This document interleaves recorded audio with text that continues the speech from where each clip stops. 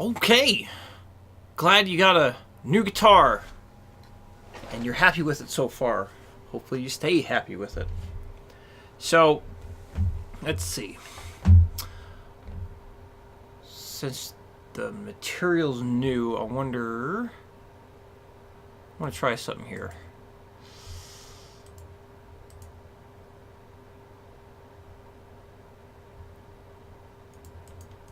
Probably wonder what the hell I'm trying. I was trying to get the tab on screen here. I have all these damn window captures, but there. Good lord. Okay, let's do...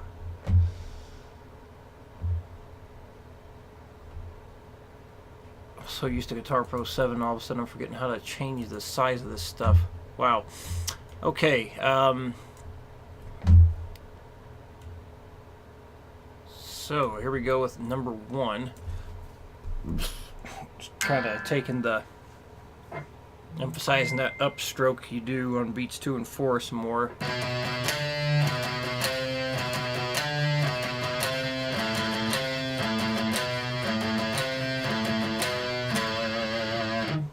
So let's do our usual metronome thing.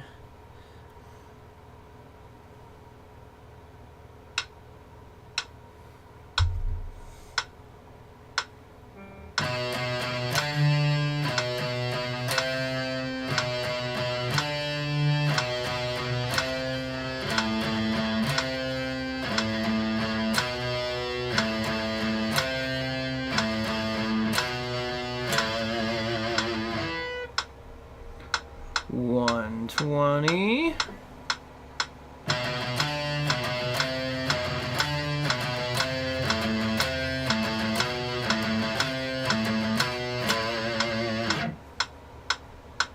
And our goal speed of 240.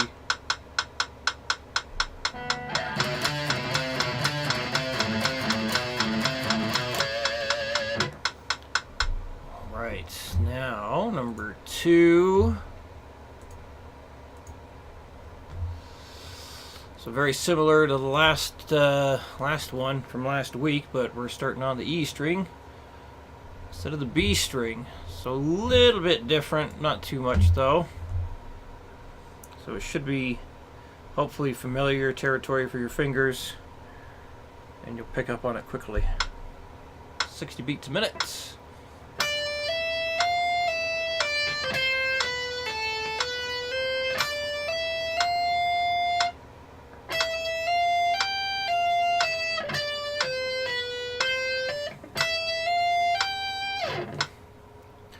Double time.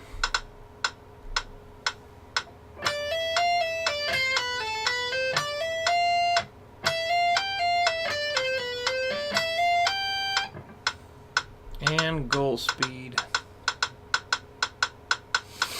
240.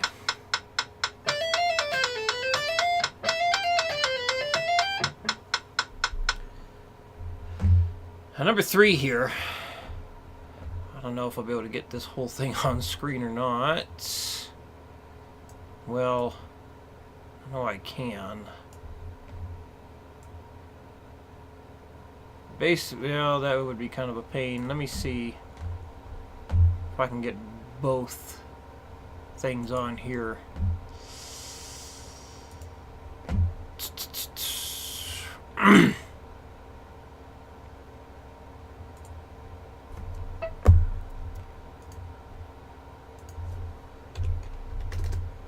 Whoa.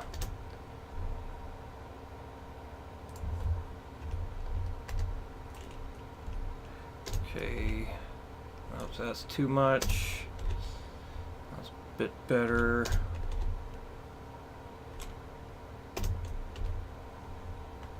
Alright, actually let me change the thing here. There we go. And then...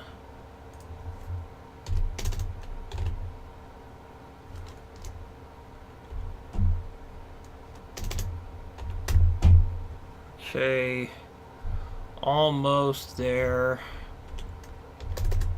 Oof, definitely not that, jeez. Okay, and then... Alright. Getting somewhere. Expand. Hot diggity damn. And now let's shrink me enough. Okay, you'll be able to see both hands on screen now. So you might be thinking, what the fuck? What the hell is this? This is basically combining two of the things you were working on. So the coils starting down here, and the coils from here, and so on. So this is using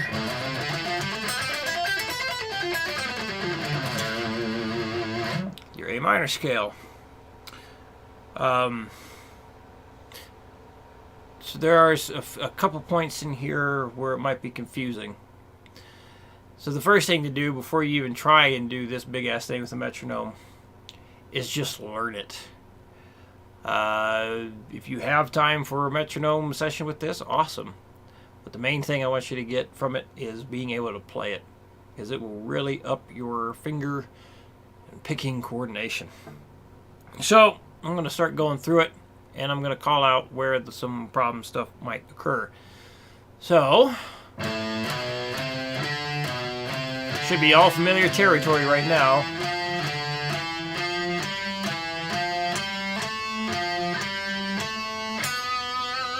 So that note right there,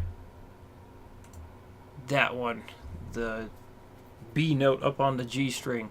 So that's where things start to change a little bit. You have to do your hand shift when you get to that point. So starting at the beginning of bar 3, you're going to end with your ring finger here, and then go switch to your first finger. So shift your hand over like that.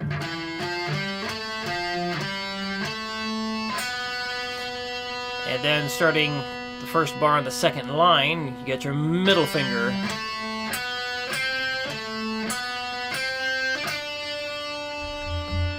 Now this bar, so you start with your first, second, fourth, and then you're going to hit that B string note, the E, with your first finger. So just those 4 notes alone, you're going to go first, second, fourth, first. Look how my finger is. It's flat. Because when you go from that E note back down to the G string to hit the C notes, you're going to roll your finger like that. Flat to a bent finger. So if you need to practice that, that's fine. So you're basically going from a flat finger to a non-flat finger. So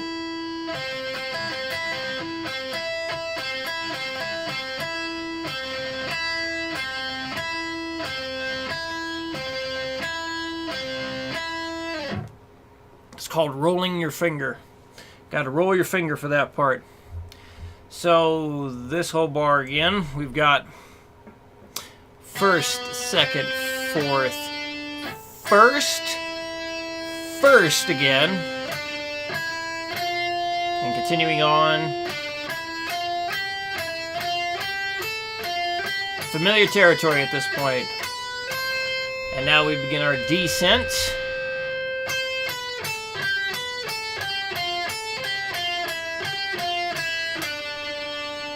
So that was this note here.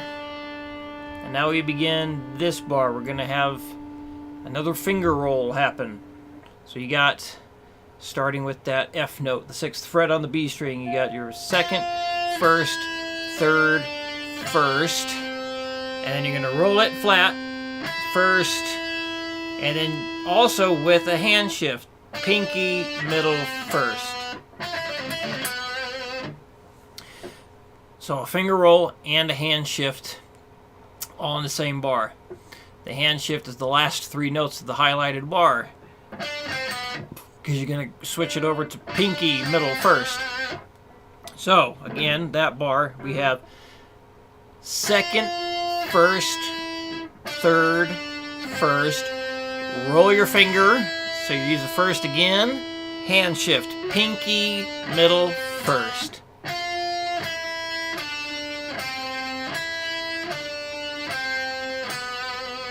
Because we do not want to do this.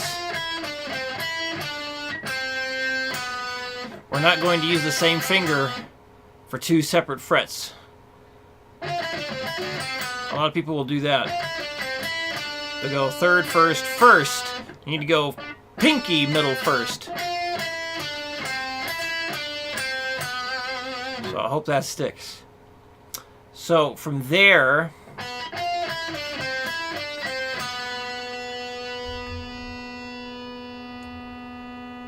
for these 2 bars, the first highlighted bar,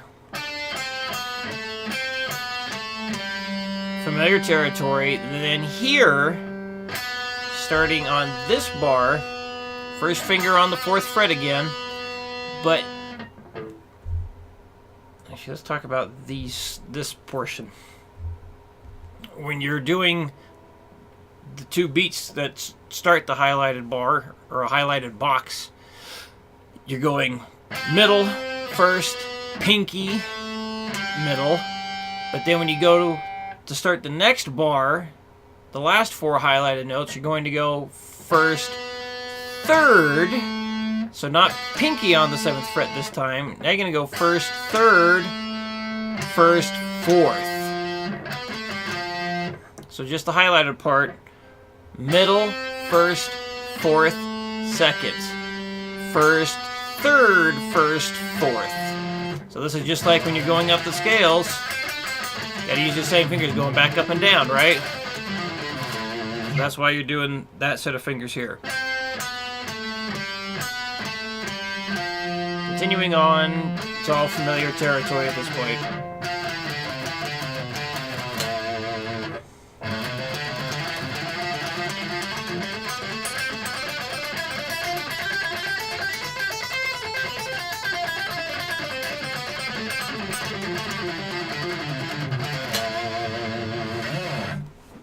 So you might see now why I say just learn the thing. Metronome practice with this would probably be a long practice session. There's nothing wrong with that. If you got the time for it, awesome. If you don't, no big deal either, because you'll still pick up good habits and all that stuff. So real slow here.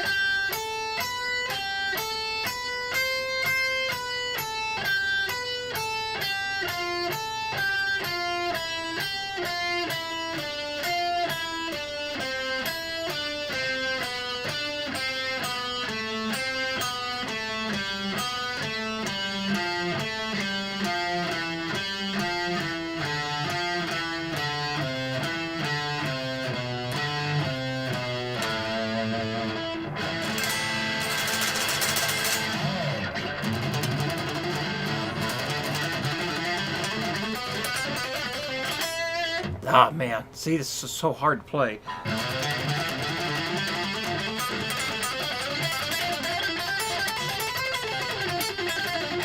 Ah! Shit.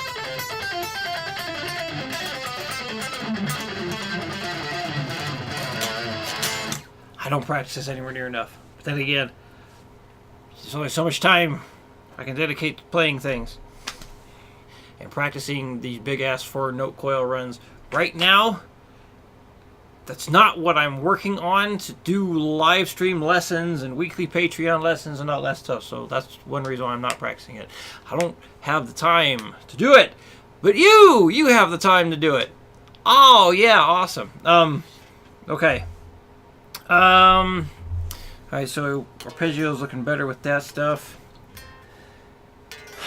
I don't really know. Thinking, I didn't plan on doing one to expand on that. fingers are getting better with that. And this 4-note coil thing is going to take a bit of learning, I'd imagine. It messes with most people. So, let's play it safe. Let's just do these 3. We'll get to more chord-based things again, maybe next week. Maybe a week after. Main thing with doing that chord stuff was to get your, pinky up and doing what it's supposed to. That was the main reason why we started doing like the arpeggio things, to kind of stretch out the hand, get the pinky doing what it needs to do better. Well, if you got questions, definitely let me know.